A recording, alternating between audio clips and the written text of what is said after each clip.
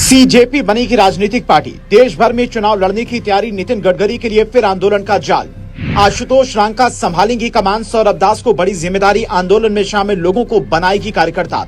मोदी दोगुनी गति से करेंगे काम। राहुल गांधी अब अमित शाह का मांग सकते हैं इस्तीफा। नए तरीके की सियासत।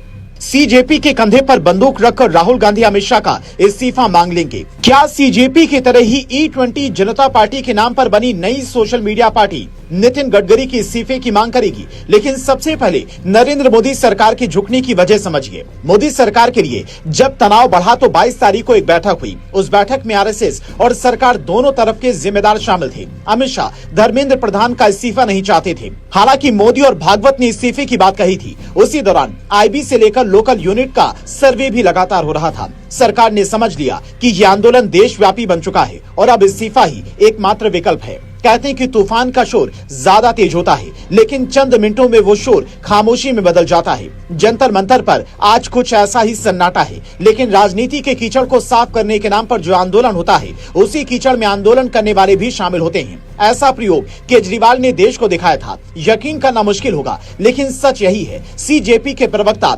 आशुतोष रांका पहले भी आम आदमी पार्टी के प्रवक्ता थे। बाद में उन्होंने राजनीति से दूरी बनाई और आंदोलन का रुख कर लिया। मोदी सरकार को झुकना पड़ा क्योंकि हालात पर वक्त रहते काबू नहीं पाया गया।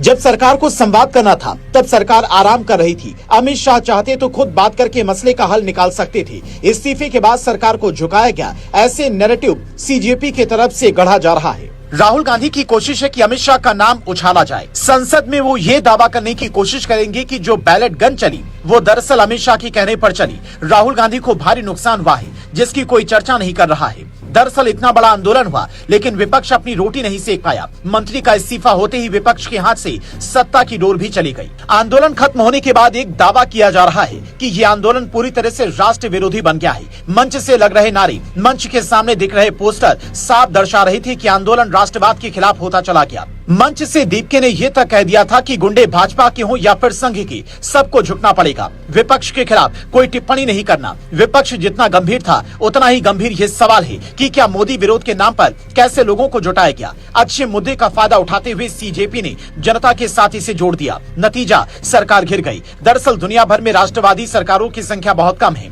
रूस के राष्ट्रपति पुतिन की विचारधारा का विरोध होता है क्योंकि वो राष्ट्रवादी विचारधारा की बात करते हैं। मेलोनी का नाम मोदी के साथ जोड़कर विरोध किया गया क्योंकि वो भी राष्ट्रवादी हैं। अगर ये आंदोलन राष्ट्र के खिलाफ नहीं होता तो यहाँ बहुत कुछ अलग होता, लेकिन ऐसा नहीं था। खैर, सरकार अब हर एंगल से जांच कर रही है। खुलासा होगा ये सिर्फ आंदोलन था या फिर आंदोलन की आड़ में कुछ और था। केजरीवाल की भूमिका क्या थी या फिर असली मास्टरमाइंड कौन है, ये सब जांच के बाद सामने आएगा।